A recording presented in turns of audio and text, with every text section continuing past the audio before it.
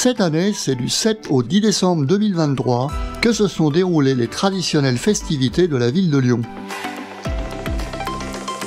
Sur les places, dans les rues et le long des quais de la Saône, les 32 illuminations présentes ont offert un spectacle féerique aux millions de visiteurs venus arpenter la ville à cette occasion. Mais quelle est l'origine de cette fête traditionnelle lyonnaise ? Il faut pour cela se transporter au XVIIe siècle, à une époque où sévit une épidémie de peste depuis le sud de la France. Pour conjurer cette malédiction, les échevins décident alors de faire une promesse d'hommage annuel à l'église de Fourvière qui a, paraît-il, le pouvoir d'arrêter les épidémies.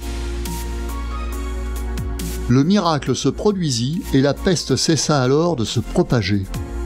Depuis ce jour, chaque 8 septembre qui est le jour de la fête de la Nativité de la Sainte Vierge, une procession est organisée dans la ville.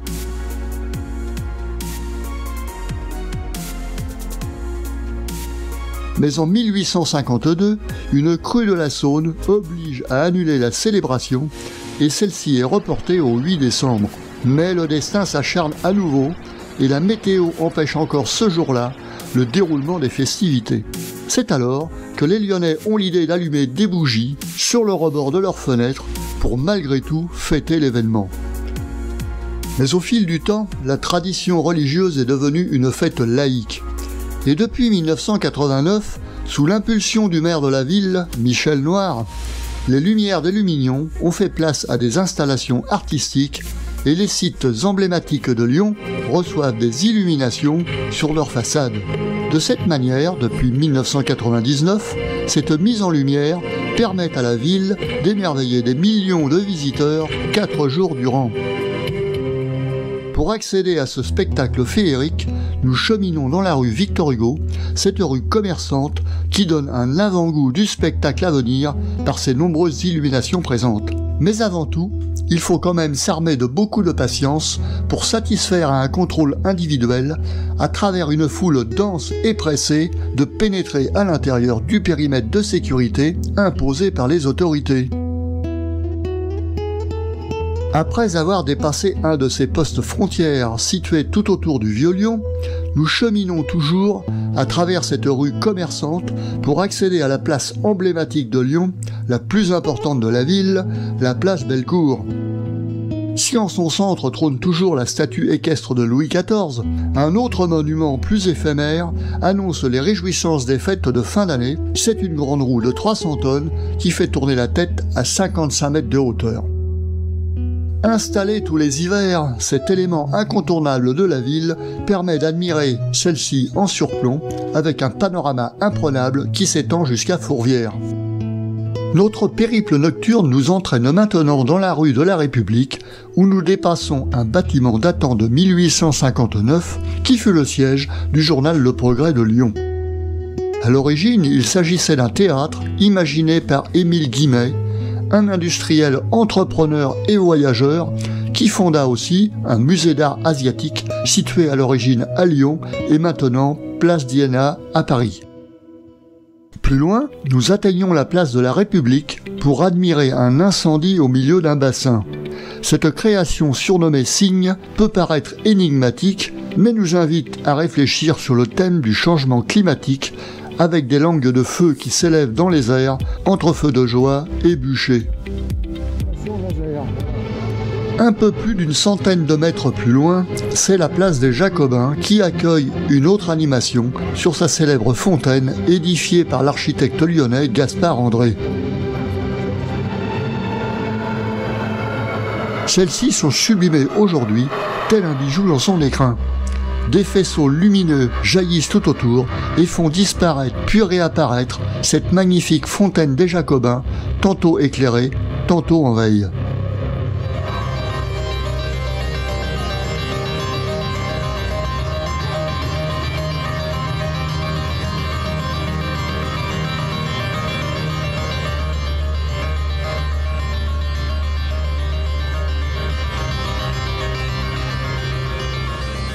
Nous nous continuons notre périple nocturne pour rejoindre plus loin la place des Cordeliers, où se trouve un bâtiment particulièrement illuminé. Il s'agit du Palais de la Bourse ou du Commerce. Cet édifice a été inauguré en 1860 par Napoléon III, à une époque où la Bourse de Lyon était le principal marché régional de France. En face de ce palais devenu maintenant un espace de réception, nous pouvons admirer la basilique de Bonaventure, cette église qui demeure le seul édifice médiéval catholique qui subsiste à ce jour à Lyon. Sur la façade opposée du palais de la Bourse, une autre place accueille une animation qui dévoile une sculpture géante composée de 32 baignoires, un thème censé nous interpeller sur l'eau en tant que ressource précieuse. Mais nous atteignons bientôt la place des terreaux en se frayant un passage dans une foule de plus en plus dense pour découvrir une des animations phares de cette nuit des Lumières.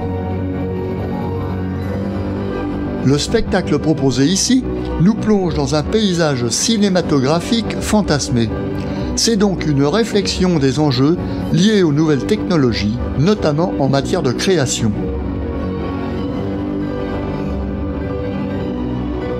On explore alors le processus de l'invention du cinéma en projetant des films des frères Lumière jusqu'aux créations programmées grâce à l'intelligence artificielle.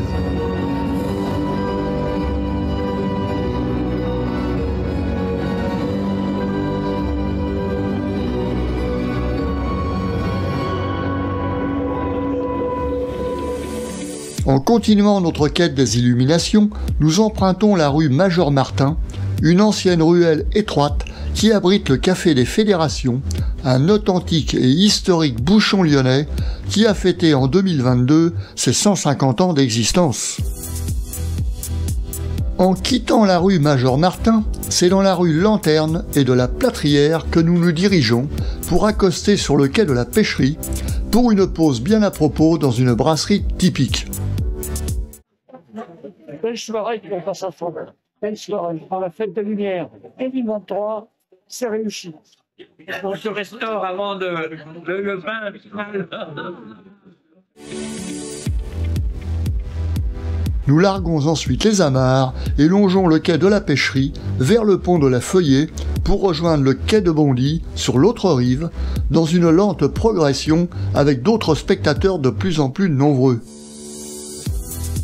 En effet, il faut se faufiler, ou bien, comme nous le choisissons, rester en retrait pour apercevoir le spectacle qui est donné sur la façade de la gare Saint-Paul, que l'on distingue en fond de décor. Le spectacle en projection, c'est une scène de gare que nous dévoilent 4 artistes qui nous embarquent dans leur univers, qui se suivent mais qui ne se ressemblent pas, où chacun donne à voir et à entendre son intention artistique.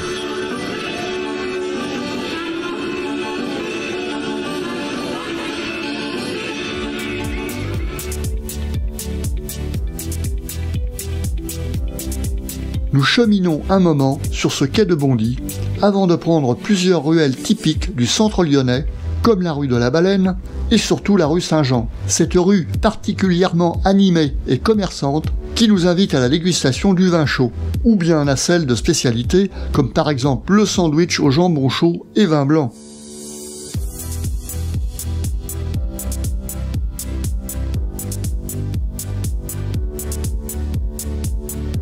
À ce moment, la foule se densifie pour accéder à la place Saint-Jean, où se déroule un des spectacles les plus attendus sur le parvis de la cathédrale.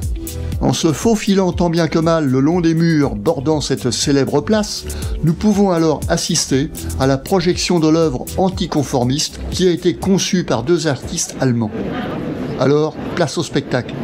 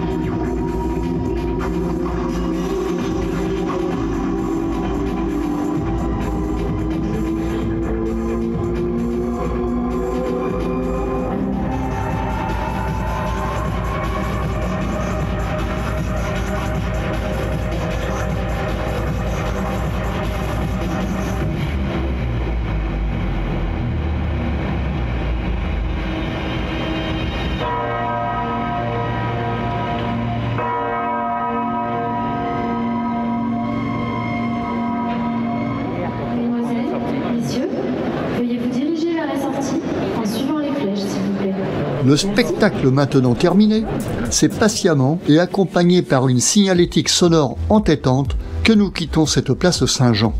L'itinéraire, c'est rejoindre à nouveau l'autre rive de la Saône par le pont Bonaparte.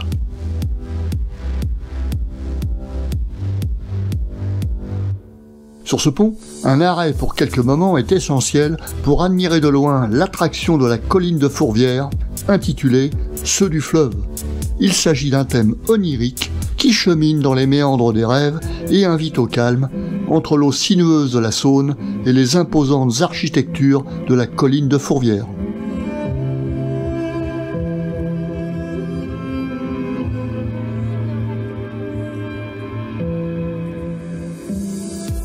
Mais le parcours ne s'arrête pas ici, et nous quittons alors le pont Bonaparte pour suivre un moment le quai des Célestins et rejoindre la place Antonin-Gourju, avant de s'enfoncer alors dans une petite ruelle dont l'entrée est marquée d'une statue de la Vierge.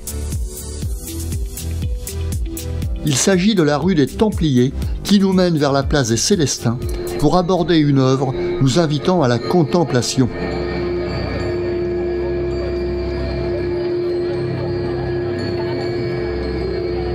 C'est une œuvre qui se compose de 2 disques dos à dos, avec une multitude de paillettes qui oscillent sous l'effet du vent et se parent de reflets multicolores.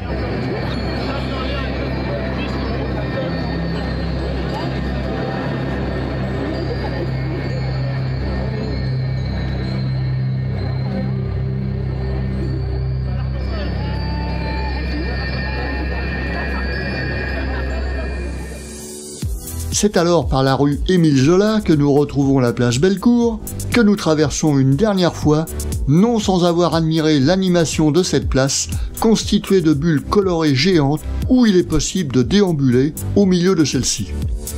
Le symbole retenu de la bulle évoque une réflexion de la dimension éphémère de l'existence. C'est sur le pont de l'université que nous quittons cette fête des Lumières 2023, qui fait battre chaque année pendant 4 jours le cœur de Lyon, grâce à cette parenthèse enchantée où la capitale des Gaules brille de 1000 feux.